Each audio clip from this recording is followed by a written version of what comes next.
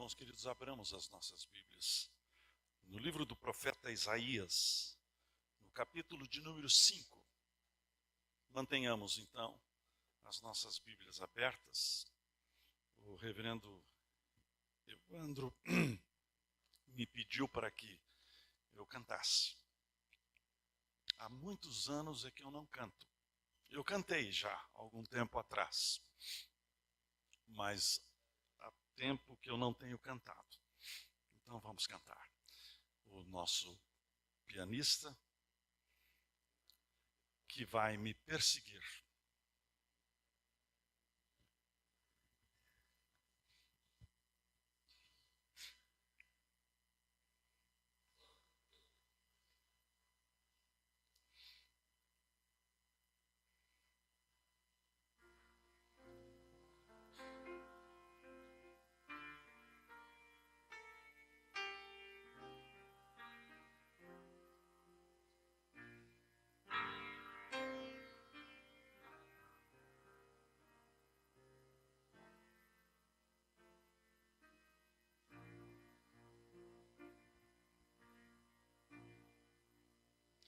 Pai nosso,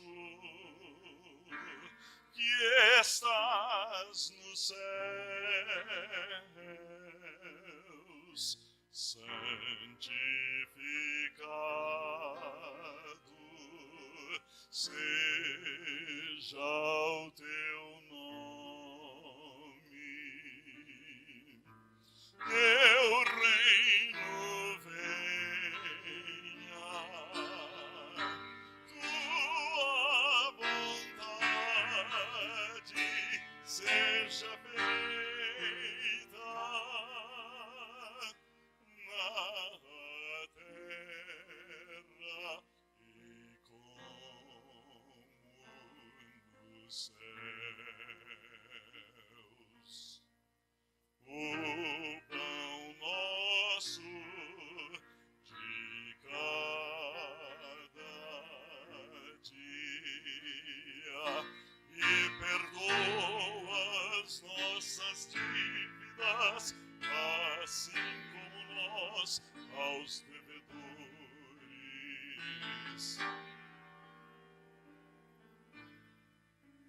E não nos deixes cair em tentação,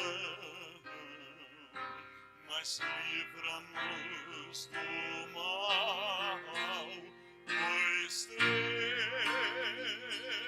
é o reino e o poder e a glória para sempre.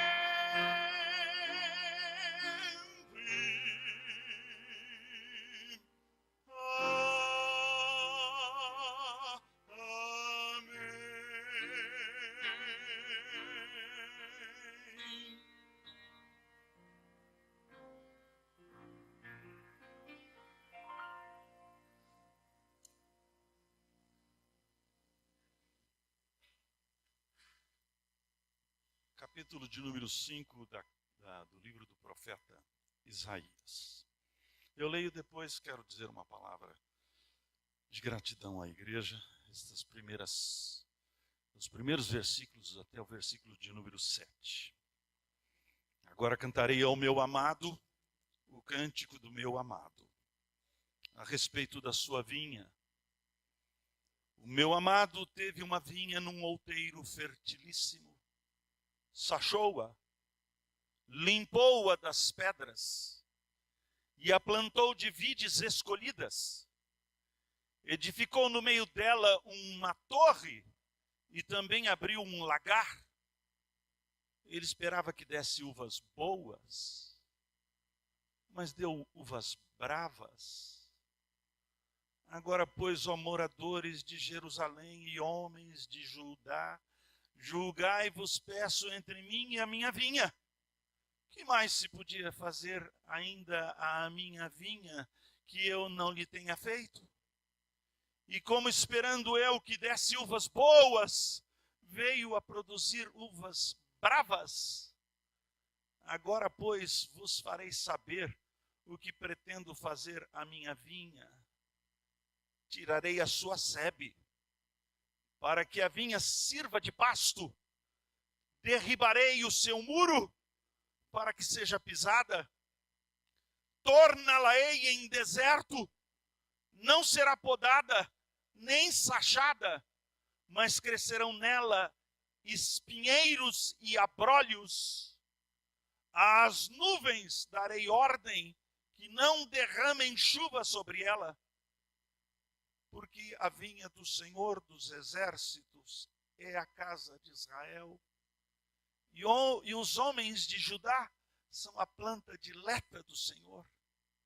Este desejou que exercessem juízo, e eis aí quebrantamento da lei, justiça, e eis aí clamor. Irmãos queridos, eu desde ontem tenho experimentado uma emoção muito especial, que bateu forte no meu coração.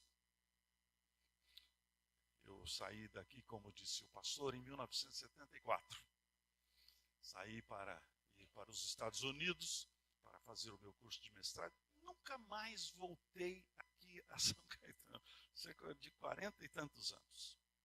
Não conheci sequer esse templo. Eu conheci o templo antigo, anterior.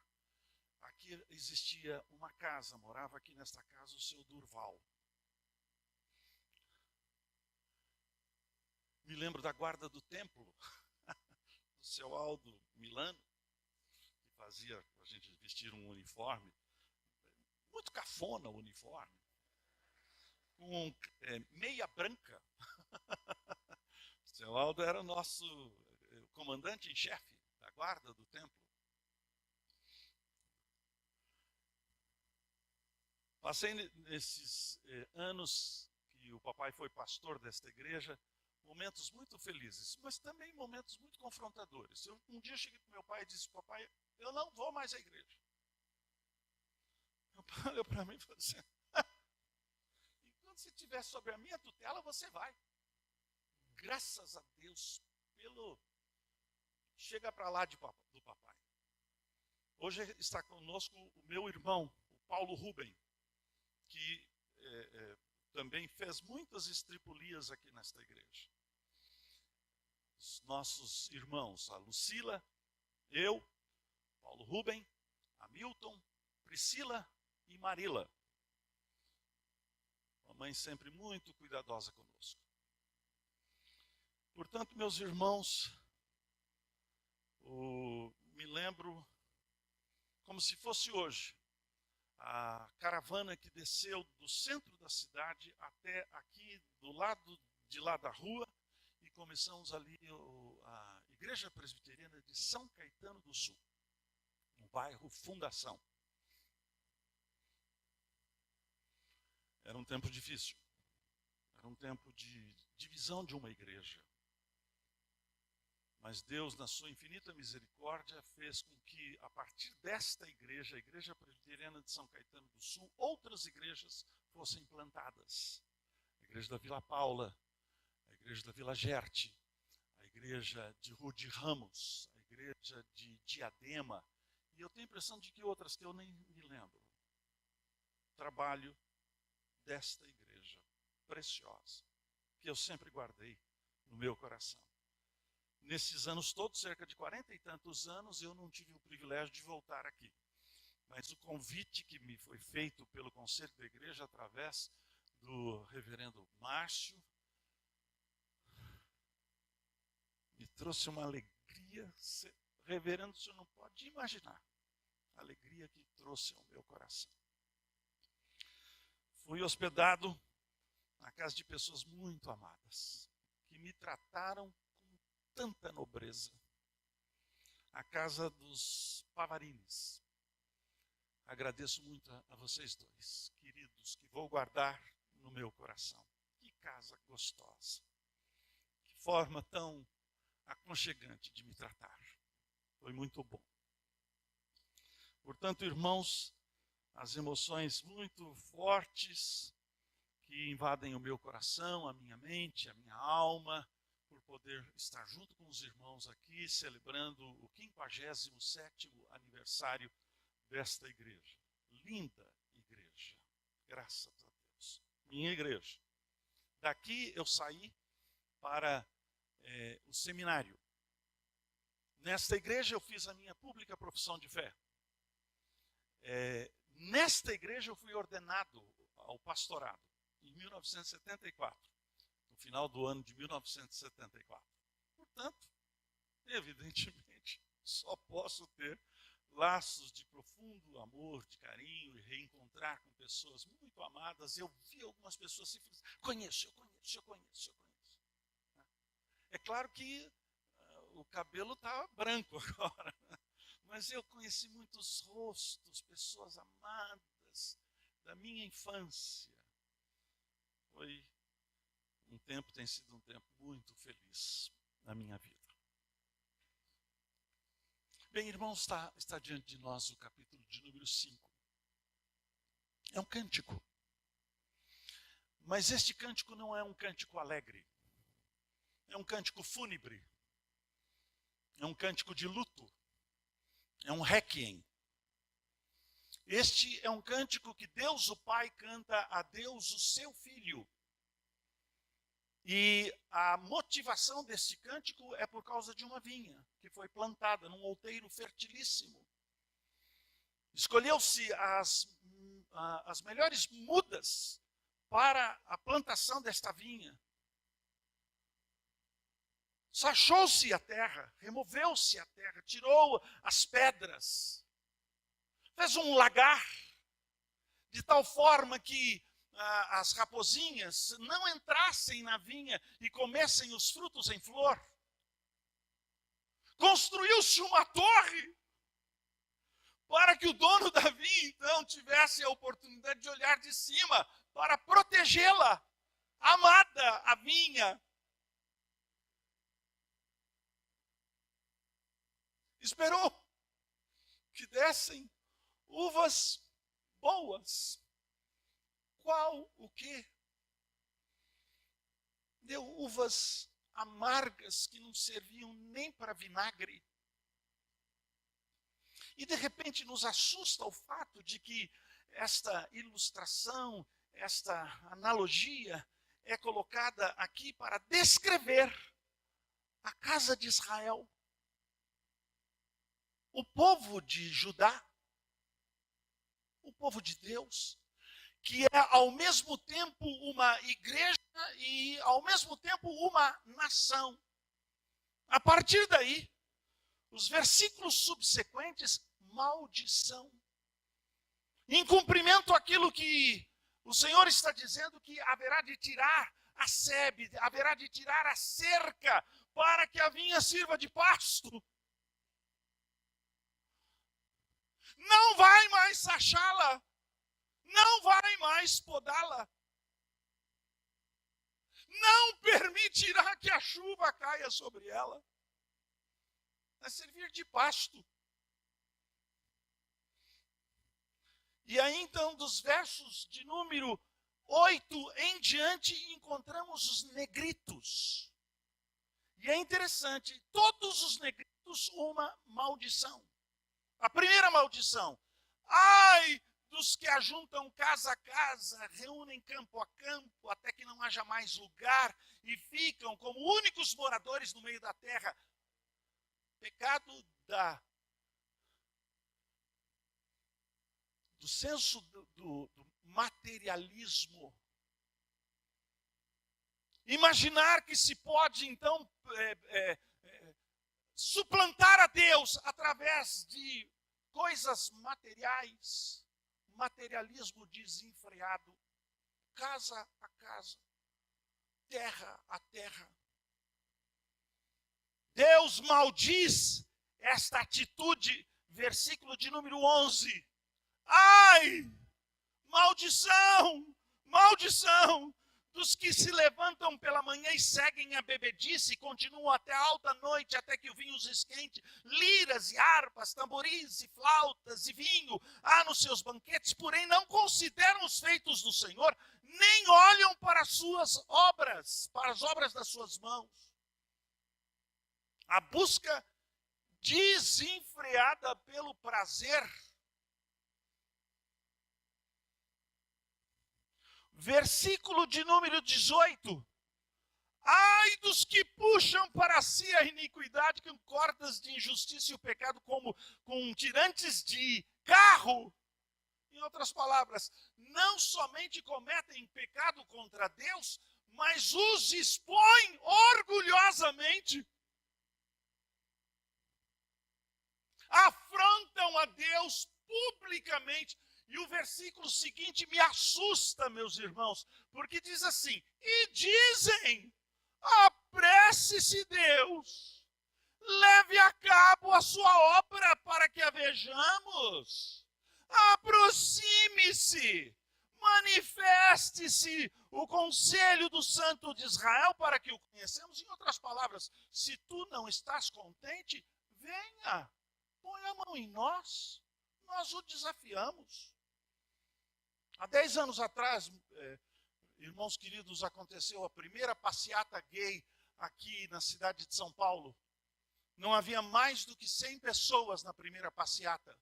Hoje, a última passeata, segundo os jornalistas, havia mais de 5 milhões de pessoas.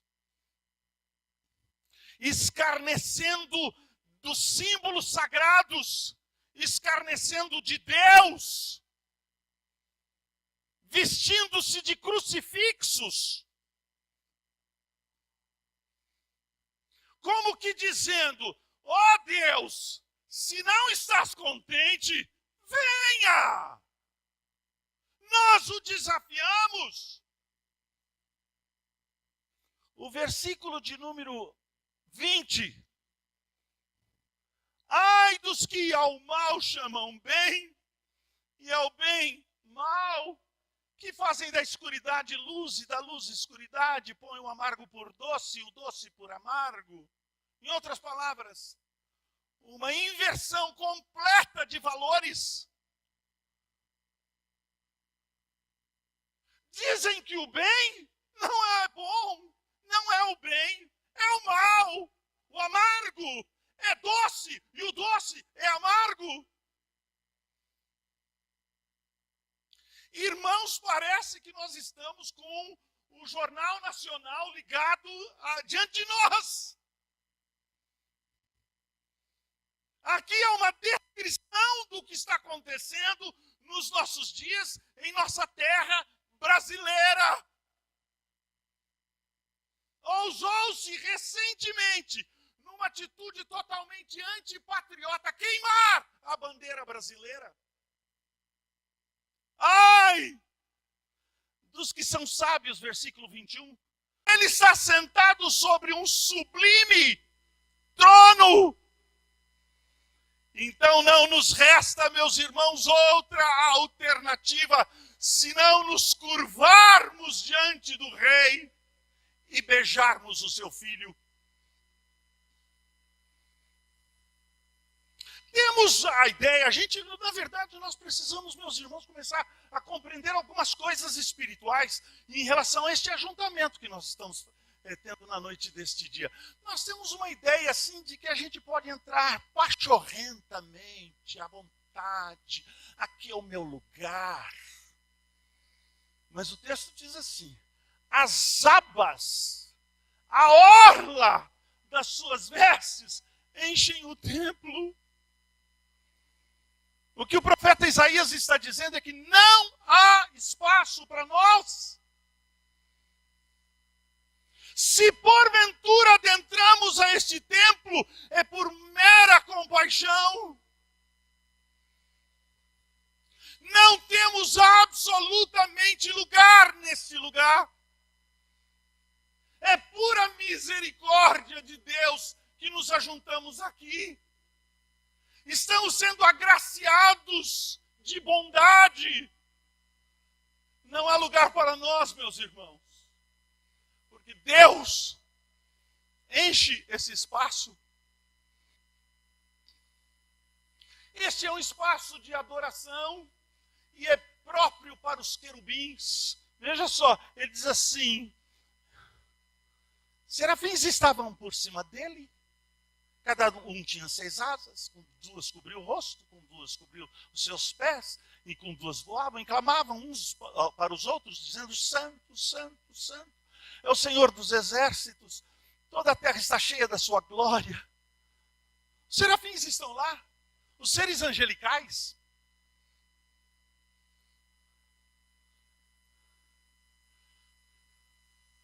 Eles têm 6 asas. E as 6 asas mostram a prioridade da adoração. Em segundo lugar, serviço. Mas o prioritário é a adoração. A igreja, o povo de Deus, existe prioritariamente para adorar. E Deus não tem adoradores voluntários. Ele convoca, ele vocaciona adoradores.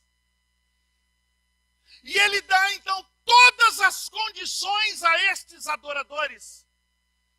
A prioridade é 2 asas que cobrem o rosto, 2 asas que cobrem os pés. Prioridade. Cobrem o rosto porque eles não podem ver a Deus, nem os serafins. Cobrem os pés porque o lugar onde Deus está é terra santa. E com 2, eles voam. Na verdade não é voam, é pairam. É como beija-flores espirituais. São helicópteros espirituais. Eles pairam na presença de Deus, eles estão parados assim, com as asas voando na presença de Deus. E Deus diz assim: vá! E ele vai. Vem! E ele vem. Obediência irrestrita. E eles dizem uns para os outros: Santo, Santo, Santo, é o Senhor dos exércitos. Alguns imaginam que aqui está alguma indicação a respeito das pessoas da Trindade. Eu tenho a impressão de que não. Por que eles dizem a mesma coisa? Santo, Santo, Santo. Podiam mudar de assunto, não é verdade? Porque eles poderiam dizer assim: Santo, e conclamar um outro atributo de Deus, justo. E conclamar ainda um outro atributo de Deus, perfeito. Por que eles dizem só Santo, Santo, Santo? É porque mesmo os serafins não conseguem abarcar tudo o que significa a santidade de Deus.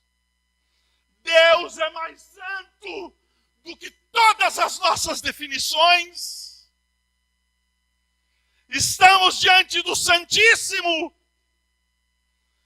E implica e importa que nós nos ajoelhemos, nos curvemos diante do Santo. E o texto continua. As bases do limiar se moveram à voz do que clamava, e a casa se encheu de fumaça. Meus irmãos, Deus dá ilustrações da sua glória através dos cataclismas, através da natureza em convulsão. Quem é que pode controlar um tsunami? Quem é que pode controlar as lavas de um vulcão?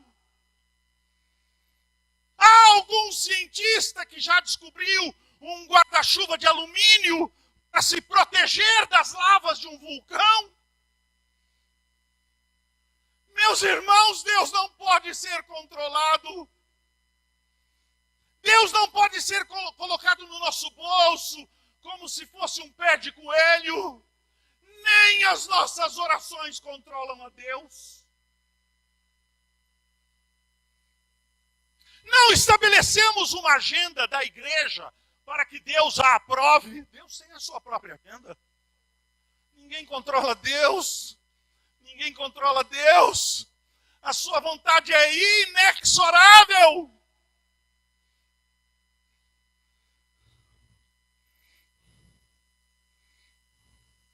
Irmãos queridos, diante deste Deus, Isaías tem uma experiência emocional marcante e profunda, porque ele imediatamente diz: então disse eu, Ai de mim! Estou perdido! Em outras palavras, eu estou voltando aos elementos. Pó, pó, terra, terra, cinza, cinza, eu vou morrer! Porque eu sou um homem de lábios impuros e habito no meio de um povo de impuros lábios, e os meus olhos viram o rei dos exércitos. Meus irmãos, a experiência da presença de Deus tem sido sempre descrita de forma leviana. Li algum tempo atrás um livro, li para ficar nervoso, para ficar aborrecido. Eu gosto. Eu sou meio masoquista. Um livro chamado Bom Dia, Espírito Santo. E Benny Hinn, então, autor deste livro, diz que ele, quando está no banheiro pela manhã fazendo a sua barba, Jesus Cristo glorificado fica do lado dele, bate um papo com ele. John MacArthur, então, teve a coragem de conversar com Benny Hinn e perguntou: Benny Hinn, quando Jesus Cristo visita você dentro do banheiro, você continua fazendo a barba?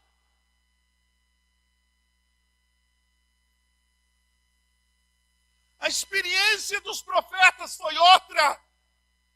Quando Jeremias viu a glória de Deus, ele caiu como morto. Você diz, isso é uma experiência do Antigo Testamento. No Novo Testamento é só graça, só bondade. É verdade. Mas quando João, na ilha de Pátimos, teve a experiência da presença de Cristo glorificado, ele caiu em desmaio. Jesus teve que pôr a mão nele e dizer assim: não temas. Ai de mim.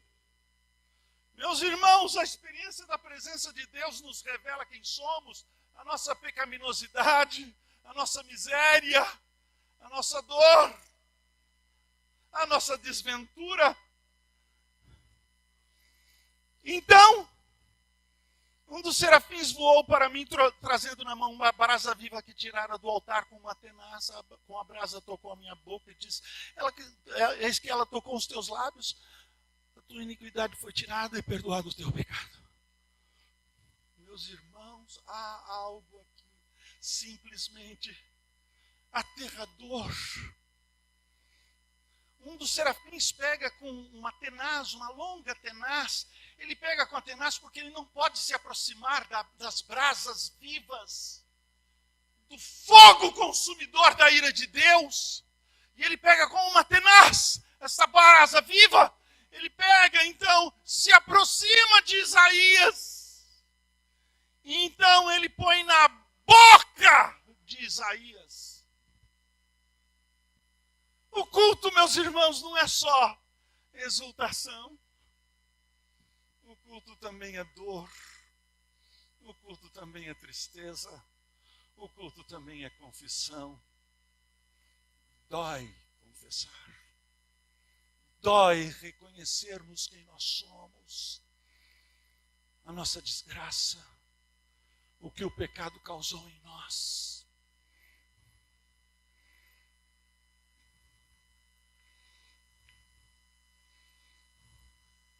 Mas esta é a experiência do perdão.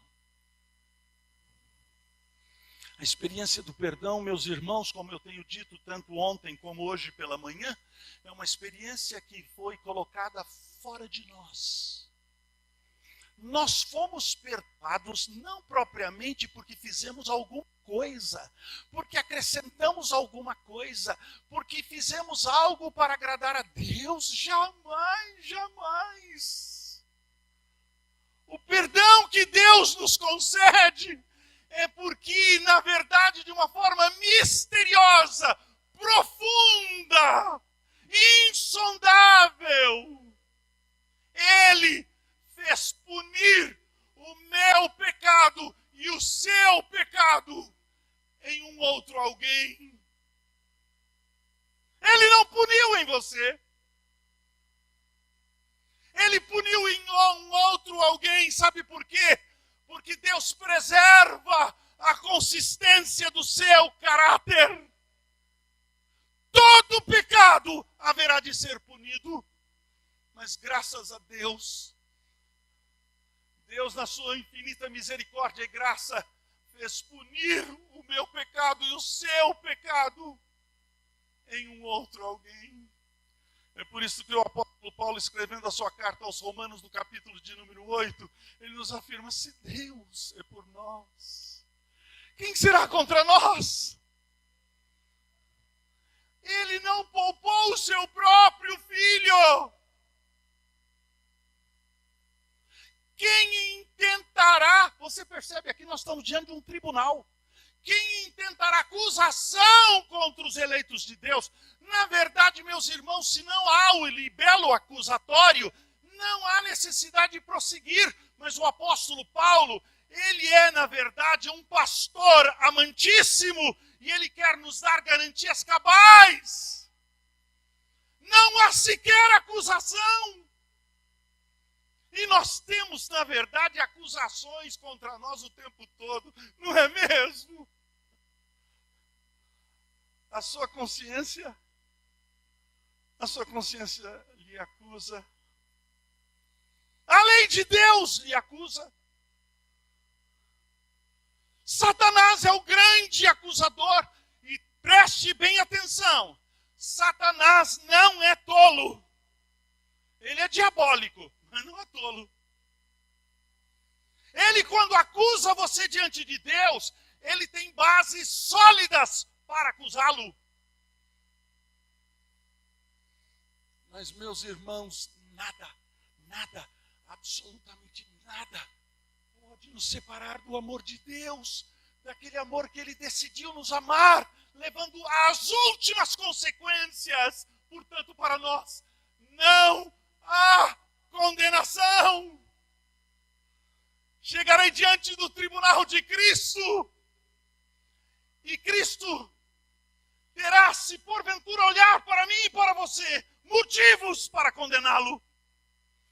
Mas ele haverá de dizer: eu recebi sobre mim a sua culpa. O pecado que traz a você a paz foi colocado sobre mim. Pelas minhas pisaduras, você foi sarado. Que coisa maravilhosa! Que grande salvação!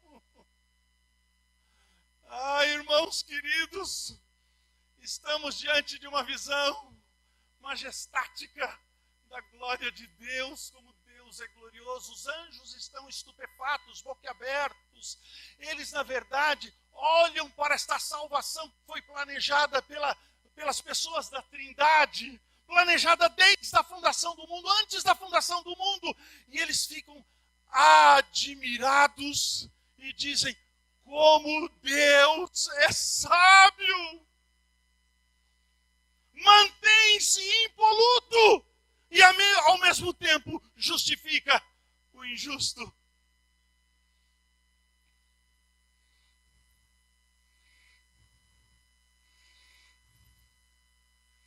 Versículo 8. Depois disso ouvi a voz do Senhor. Você percebeu que até agora Deus não falou. É só percepção espiritual, é uma visão espiritual, é teologia, é doutrina pura.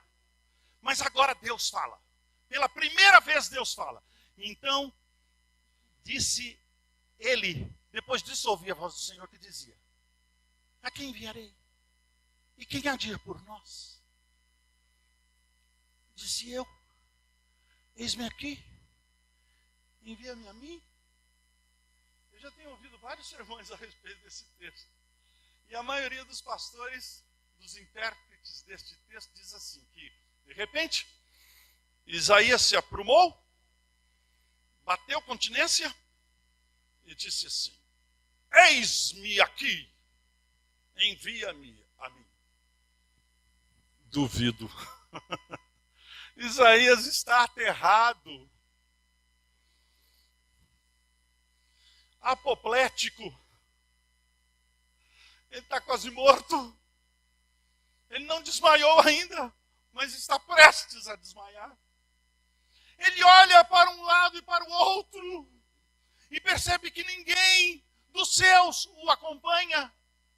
Então, ao ouvir a voz do Senhor, ele treme e ele diz assim: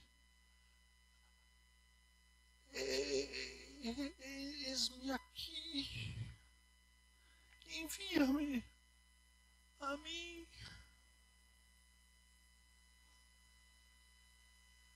Então Deus lhe dá o mais terrível de todos os ministérios.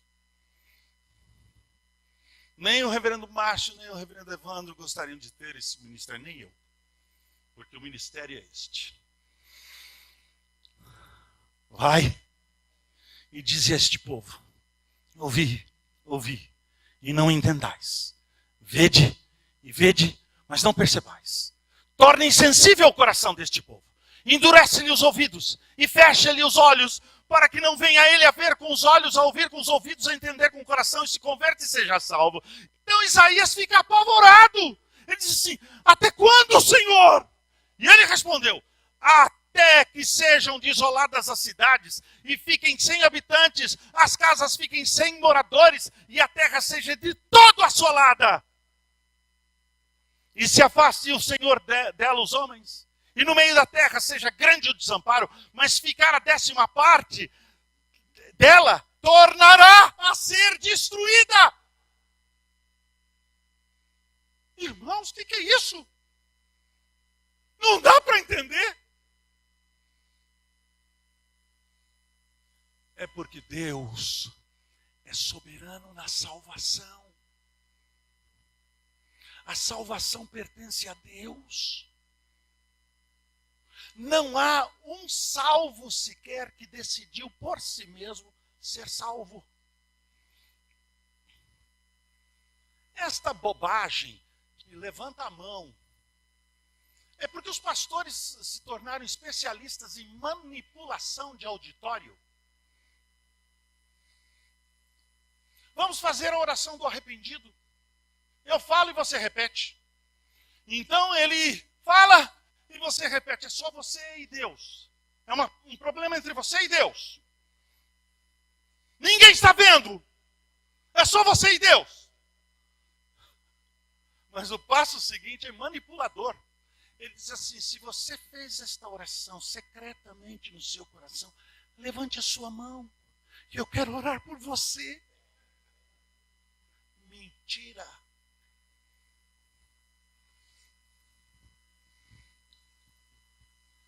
Você levantou a sua mão? Então vem à frente. Percebeu a manipulação? Não há uma circunstância sequer nas Escrituras que houve salvação por decisão. Não há salvação por decisão. Nós não decidimos a nossa salvação.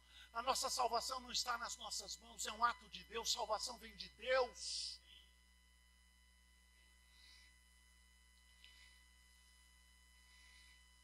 Nós que estamos mortos em nossos delitos e pecados, não podemos responder a Deus. Não enxergamos, porque estamos cegos. Estamos mortos.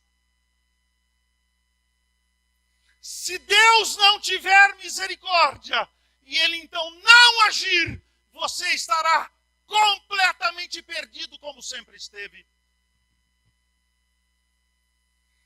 Mas se você porventura na noite deste dia ouviu e reconheceu que o Senhor é soberano, inclusive para a sua salvação, é bem provável que o Espírito de Deus está agindo de forma suave, gentil, imperceptível nos meandros e nas raias da sua alma, produzindo vida.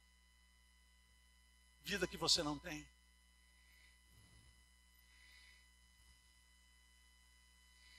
É como o terebinto, é como o carvalho, que depois de arrancados, fica o toco.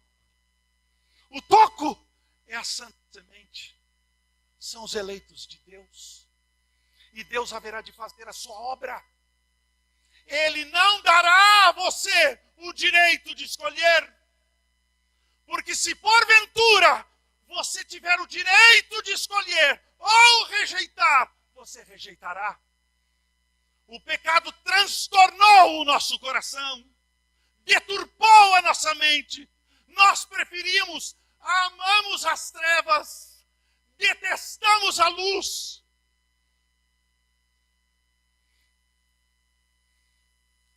Você já pensou, depois da obra perfeita, realizada por Cristo na cruz do Calvário, derramando o sangue do Cordeiro, o sangue inocente, depois desta obra acabada, agora Ele dá para você o direito de dizer, quero, não quero.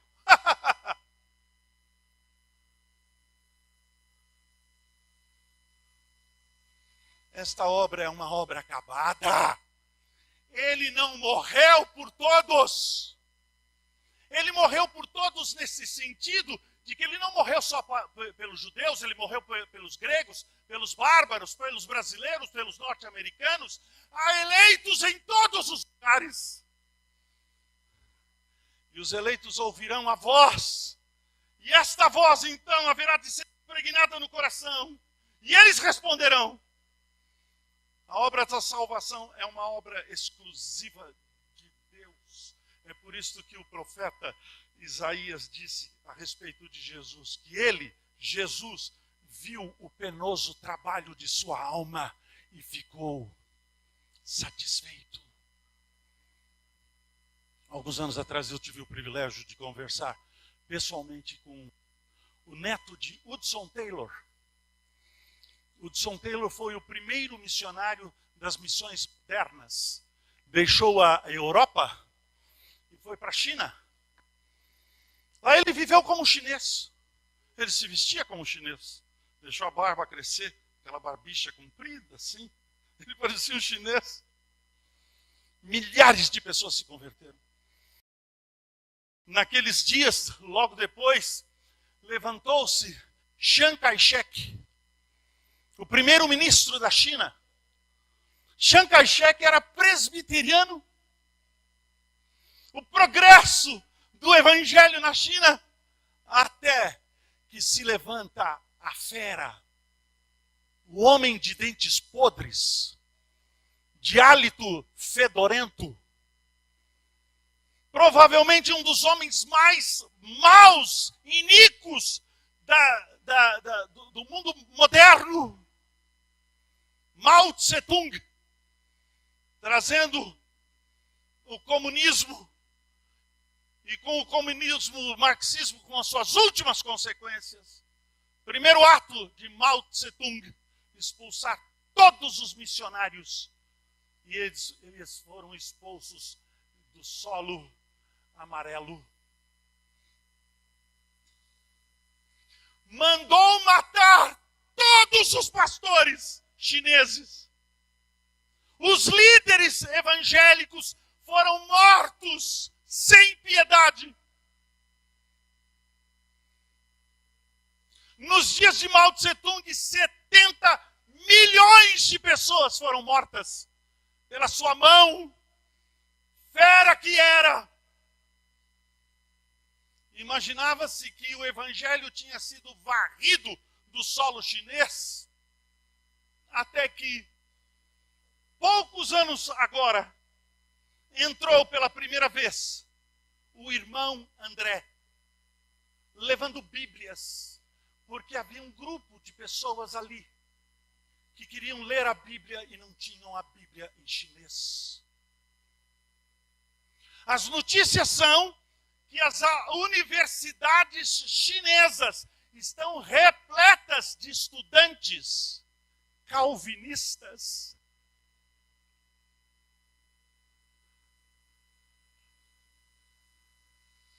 Os estudiosos das missões modernas afirmam que no solo chinês está plantada a maior igreja evangélica do mundo. Porque, meus irmãos, a salvação não é um engendrar dos seres humanos. A salvação pertence a Deus. E milhões milhões, milhões e milhões haverão de ser resgatados. E naquele dia, gente de toda a tribo, de todos os povos, de todas as nações, de todas as raças, estaremos lá. Estaremos lá. Esta é a igreja de Jesus Cristo.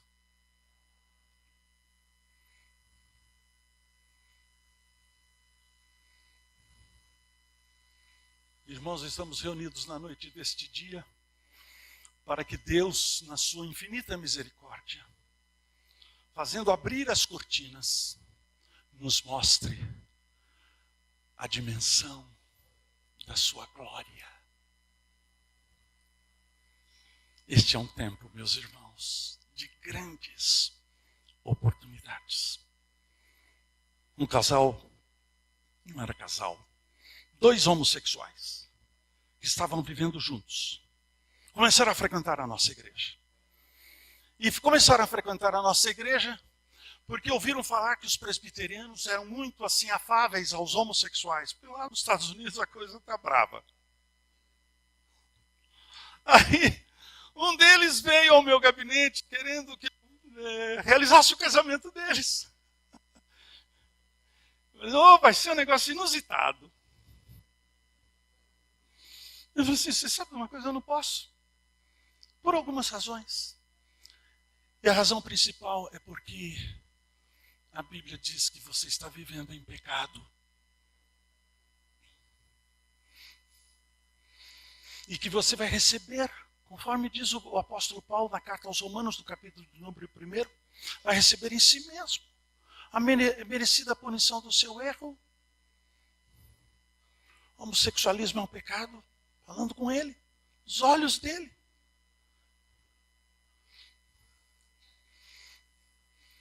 E ali, algo extraordinário aconteceu. O Espírito Santo tocou no coração daquele jovem.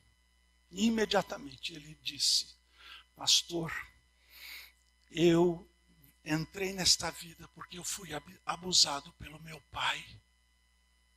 Desde aquele dia, pastor, eu nunca mais tive a convicção de que alguém me amasse.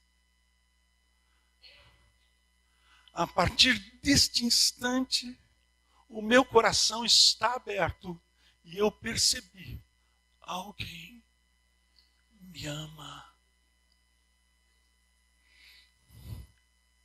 Voltou para casa, para o apartamento dele, e disse para o seu companheiro, tudo rompido.